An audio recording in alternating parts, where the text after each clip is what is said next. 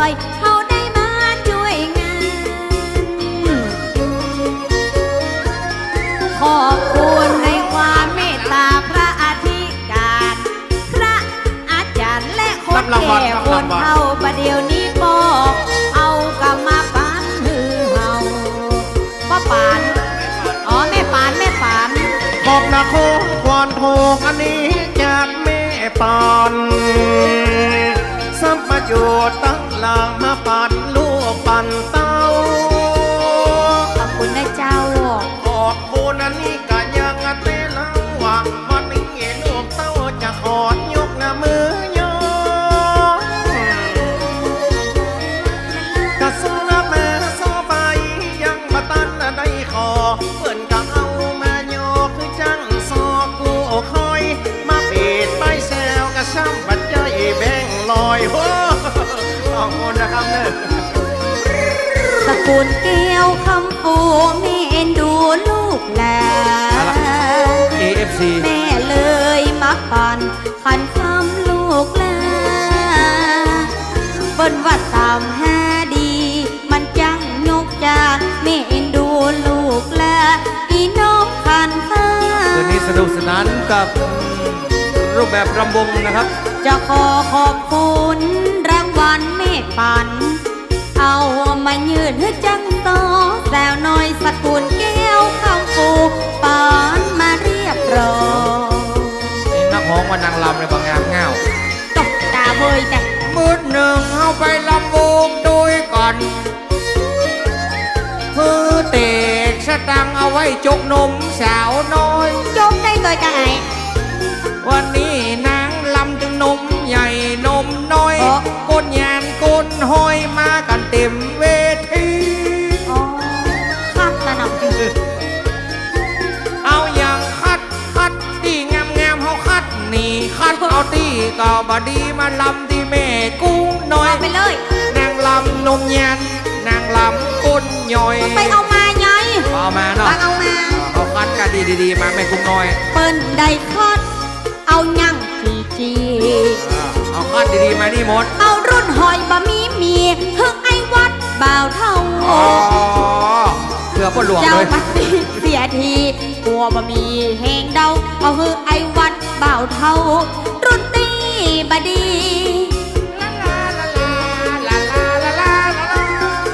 รำวงนักร้องคัดเอายั่งจีเอารุ่นหอยบะมีเขาจะแต่งตัวท่าแถมเบิดไอ้วัดดำไอ้เขาจะไปตามีเฮงเต้นอยู่ไหวจะเอาหูลำดวนก็ว่าเอาพี่กาบกาข้าพี่มุดหนึ่งสหายสุลาจะมาเต้นเล็กมันจะเอาเพลงใหม่ด้วยกันเข้าเวนล้อเป็นสายเป็นเส้นคัดเอาเพลงเน้นมาเอาใจบ้านเฮามีตึงบัดจองมีตึงรอบเมาเบาสาวตั้งเมกุ้งน้อยขาเนมเตกสะตั้งขาเนมเตกไปย่อยโอละน้อเอาไว้สาวลำบุกจะเอาขันหูก็จะเอาขันหีขันหักเอาเพลงได้ดีขอแม้จะจัดเปิ้นว่ากำขอเพลงเหลือกำซื้อเขาจะจัดคะแนนซื้อบัตรรำวงคณะเช้าลอยมีการมีงานมาทุกแห่งหนมีแผ่วรำวงนักร้องนักเต้น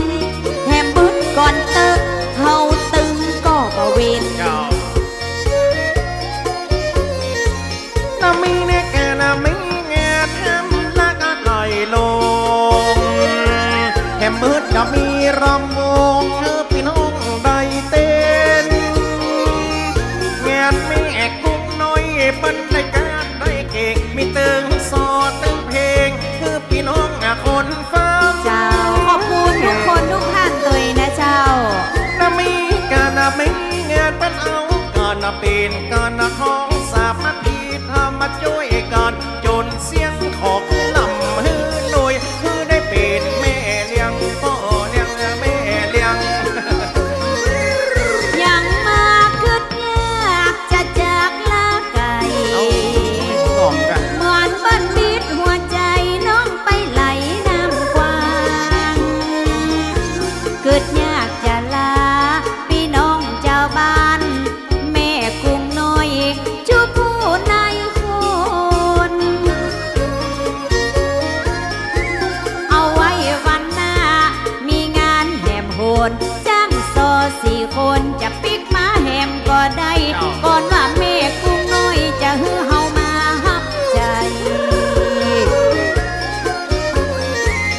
อกวันนั้นแน่วันตาก่อนมาบุญมีลายจะขอบหน้าใจตึงยิงใจใหญ่น้อยมีแกดมีงานขอเอิ้นกันเรียบร้อยจะมาหาพี่กุ้งน้อยมาเอาใจกูคนน่ามีการน่ามีงานตึงบรรลาก็ถอยโหนนั้นนวดฝากโอ้คนตึงบ้านเหนือบ้านใต้ฝากทีมงานทั้งวัดกับป้าไทยนะแม่ไทยนะกูแน่นอนแน่นอนก็จะขอขอบคุณแถวผู้ช่วยป้อหลวง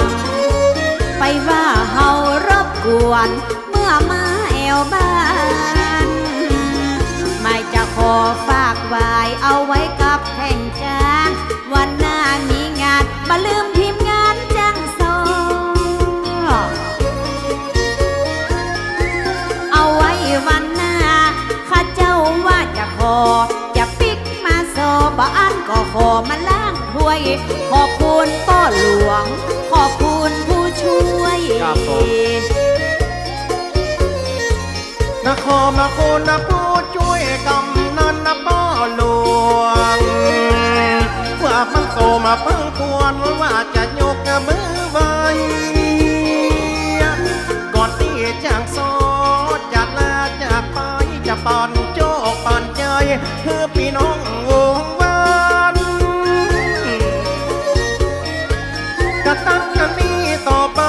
ขอคุณจุ่มเจยบ้านขอคือทุกสำราญตั้งคนหนุ่มคนเฮากำเดียวเขียสักกำจะม่วนกับเพลงแหมเล่า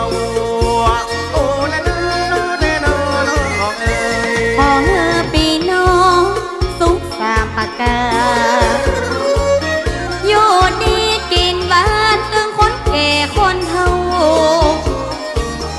ขอเมื่อปีน้องมั่งมูลต้นเต้า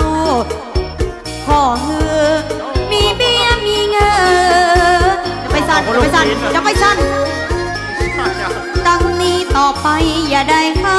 ได้ขืนเป็นเบี้ยเป็นเงินมีเต็มจองเต็มบ้านมีแถวเงินฝากธนาคารเป็นลานครตีจัดนะจะเอาบอลมาปั่นอยู่ดีติดลำตึงบ้านเหนือบ้านใต้มาเดียวจังโซจะจากปอไทยเมไทยขอยกมือไว้อำลากูคนอามีนามือสั่นแล้วอามีนามือสั่นแล้วกูนะตัวตุกนักแห่งหนที่แม่ทำบุญมาโศกน้ำดังอันเกตเป็ดกุ้งน้อยแล้วเปิดก็มาส่งน้นกลาป่าไม้ป่าสังลาหนอกับผมจะได้อำลากันแล้วเนอะนกเขาลาก่อนโดนขอลาจังปีจังโซขอลาพี่น้องแก้วแบนขอลาจากหาดแม่กุ้งน้อยกูโคบทสุดท้ายอย่าได้อาบได้โจรจะเป็นได้ลากูโคนปิกจองปิกแบนเพราะว่ารำวงจะเล่นต่อพี่เจ้าแม่เพิ่งจะได้ลำวงกันเดี๋ยวจะลองเครื่องกันแล้วนะเจ้าจะจากลาดเล็กตักแม่เที่ยวสองสายนวดคอใบตึงยิงใจโน้มเท้าช่วงสุดท้ายของลูกของเต้าก้มใจเต้เล่าจะได้จากคนฟังวันหน้าวันตาลังได้มาแห่กันก่อนว่าบุญมาตำนาตั้งลูกตั้งเต้าวันหน้าวันตาจะแม่รับใจเต้เล่าก่อนว่าปีน้องบ่นายจังกันรัตนารำกินหวานตานตองจะขอลาปีจะขอลาน้องเปื้อนเดียวเสี่ยวปองเฮาไป ดี๋ยวเขาจะย้ายไปเวทีรำวงกันนะครับ ก็ปัจจัยจังสอกเขาจะใจไกลจำเป็นได้ลาไปจากพี่น้องเจ้าบ้านน้องจะขอฝากไว้เอาไปหมายเข่งจ่า ลาต้นศีลต้นบุญลาเจ้าอาธิการจากโสบนภาพขอไว้สาตั้งเจ้าที่มีเมตตาทีมงานหมู่เฮาเอ็นดูลูกเอ็นดูเต้าเพื่อมาจ่อยมาสอมันเวลาหมดเวลาแล้วบอกเครื่องเสียงหลังจ้างโซเขาจะร้องแล้วเจ้าคือเครื่องรับวงเขาได้เล่งได้แหวโอ้ละนอขันครับ จำเป็นได้ละเจ้าอาธิการต้นเจ้าอารามมดใส่เป่งตุยเป็นปีนับถือของศรัทธาปีน้อยต้นใส่เป่งต้อยอยู่ในศีลในธรรม ลาตุหลวงของเฮาไปก่อน ยกมือ10 นิ้วขอไปมือสารลาพระอาทิตย์การไตรรัตน์เลือเจ้า จะขอโยแบนไว้สาเลี้ยวเรา นกลาป่าไม้ป่าใหญ่ละน้องนกเขาลากอ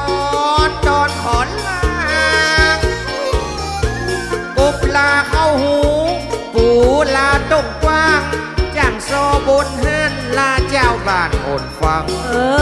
แบนละหมดวันนี้บดดา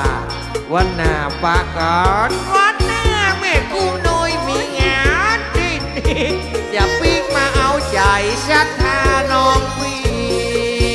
โอละนอกับอีน้องทองหวาน ขอให้พี่น้องสุขกายสุขใจ แม่เริ่มอ่อ เพื่ น ออยู่ดีสบายมีของมีเขาว่าจะขออำลาพระอาธิการตั้งเจ้าทีมงานหมู่เฮาจะได้เลิกลาไปก็วันนี้พี่น้องคือกำลังใจ ตึงยิงตึงใจร่ำรวยเหมือนกันล้วนหน้าตั้งนี้ต่อไปบ่ฮือได้ตกต่ำจ้าโชคดีนะเจ้า แสงสุริยาลาลับเหลี่ยมเขาจ้างโซหมู่เฮาขอจบเสียเก้าอีบึดหนึ่งก้อยมาฟังรำวงดนตรีเอาใจน้องพี่แม่กุ้งน้อยหญิงใจ ปังกับวงดนตรีเลมอนแบนด์นะเจ้าน กเอียงนกจอกจะขอลาไก่พืดเป็นเวลาของหมูขี้เหล้ากับมาข้ามยามคืนมันเป็นเวลานกเก่าโอแลนอยอบแยง โอ้แลนอหยอบยาง ขอบคุณครั ขอ บบ คุณเจ้า ขอบคุณปฏิปประเสริฐครับ ขอบคุณแม่จันแม่ดีแม่แก้วครับ ขอบคุณคณะสถาแม่กุ้งน้อยนะครับแม่เลี้ยง4,000นะครับ เจ้าป้าเลี้ยงอุทัย แม่ แม่เลี้ยง จัน จี เพ็ญ น ครับ เจ้า แล้วคุณแม่ทองใบคนสวย เจ้า นะค ข รั อ บบ คุณป้าหลวงบุญชุมตัวนะเจ้า ครับ ขอบคุณป้าผู้ช่วย ครับ นะ ก็ เจ้า อาจารย์นันทัศน์นะครั เจ้า บ ขอบคุณป้าเลี้ยงติ๊บเนอะป้าเลี้ยงประเสริฐตัวนะเจ้า ครับ แฮบเบิร์ดมะม่วนกับทีมงาน ดนตรีนักร้องน้องๆนะเจ้าสาวๆนางรำแหมหลายคนหลายท่านนะเจ้า ฮักกัน ขอบคุณพระ ขอบคุณ อธิการ ครับ ท่านเจ้าตนเจ้าไปในป้ออาจารย์ป้านานสุทัศน์นะเจ้า ครับ ป้านานทัดเฮาเนาะ ครับตนศีลตนธรรมนะครับที่เมตตาให้ทีมงานจ้างซอมมาให้ความสนุกสนานกับคนแก่คนเฒ่าในภาคกลางวันนะครับเนาะ เจ้าแฮมเบิร์ดเมื่อคืนก็มาลำวงตัวกันนะเจ้า ครับ เจ้า ตอ วันนี้ทีม สว งานไอ้ทวัดเมืองเถิน สาวนางลำเฮาหันละนะครับ เจ้าไปไหน โอ้ยังคัดแต่วันนี้ครับ คาดเอาอย่างงาม คัดที่บางงานมานี่หมด เอ๊ะ ครับ จะไปว่าเปิ้นอยู่นี่2 คืนแล้วแต่คืนเปิ้นก็อยู่นี่ ที่งานจากคืนมาไปที่อื่นแล้ว เอ๊ะเอ๊ะงามกะ งาม อย่าง เนาะ น้อยก็มีอีเวนต์พี่บ้า นะครับผม ม่วนงานสันลาวครับอ่ะถูกหวยรวยเบอร์โชคดีเป็นของศรัทธาแม่กุ้งน้อยทุก ข ท่า อน บ ครับ คุณเจ้า สุขสวัสดีครับ